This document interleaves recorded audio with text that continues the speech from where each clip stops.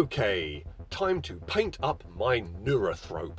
This thing has been in every army I've made since the beginning, through Octarius, through Crusher Stampede, and now in 9th edition. First up, assembly. You can either make 3 Zoanthropes, 3 Venomthropes, or you can drop one from those and make the build for a single Neurothrope. So, I had 2 boxes. I opted to make 1 Neurothrope and 2 Zoanthropes, and then 2 more Zoanthropes to get a unit of 4, and then sold the build for the other Neurothrope on eBay for about half the cost of an actual box. I thought this seemed shady and I would have to drop the price, but it literally went within 24 hours. It's a really easy build, and again, no optional loadouts. All the choice with this beastie is in Warlord traits and relics and psychic powers. Anywho, build the body, add the head, glue on the itty bitty claws. After priming it, I started with my Hive Fleet colour scheme. I painted the skin with a layer of MacLeod blue base, and then painted the chitin with a nice layer of Zerus purple layer. Then I started using white scar to paint the vents, the gills, and that big old brain. Anyways, once the white scar was dry, Nihilic Oxide technical paint, which is really thin, and so it settles nicely in the vents and the gills and all that cranial matter, making the troughs a bit more potent in hue and the ridges a lot lighter to give it that nice bioluminescent glow.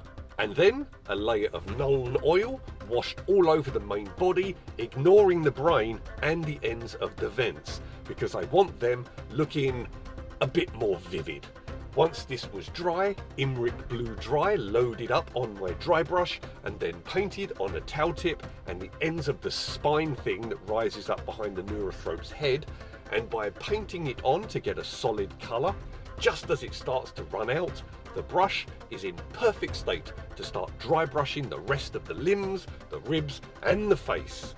Then, the same technique, but this time using the Ethereum Blue Dry, but this time more towards the tips, where I establish the solid colour and slowly dry brush it gradually into the Imric where it fades, and then some lighter touches on the rest of the model with the dregs on my brush from doing that. Also, some light sweeps to get a smoother translation of the Ethereum Blue out onto the Nihilic Oxide of the glowing brain. As to the bug itself, I go with a Resonance Barb and Synaptic Link, so it can use the Warp Siphon ability on itself, and also channel another one onto either my Zoanthropes or my Hive Tyrant to get that roll of 3d6 and ditch 1 for casting. Helps get the super smites, but also to avoid perils. Although, in my last game, I rolled a pure trio of 1s, so that illustrated it can still happen. I've also been finding success in channeling up Catalyst to my Tyrant Guard, Paroxysm into the unit they'll be charging to stop Overwatch and Set to Defend, and also make them harder to wound.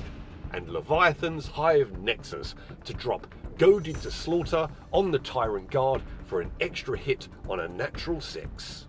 Anyways, back to the painting, and on to the chitin.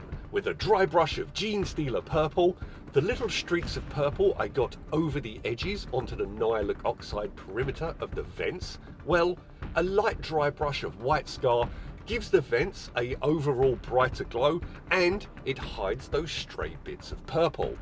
And keeping going with the white scar, a dry brush to the brain, just a little on the sides to make it look even more pulsating and glowy. And now, onto the base, with some small weld slate and stone, some 1/4 inch larger pieces glued in place with some superglue, and then a layer of Elmer's painted around, and then I sprinkled on some 1/8 inch slate stone gravel that I then pressed down onto it to ensure the pieces were embedded in that glue.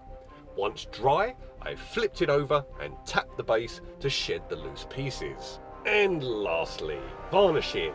A quick squirt of Army Painter Anti-Shine from every angle from about a foot away, and then a little close-up blast on the gravel to help lock it in place. And here is my Neurothrope, a potent psychic presence and provider of synapse to the swarm. It can also briefly transmit a synaptic imperative to bolster all the psychers of the fleet, and also help defend against mortal wounds.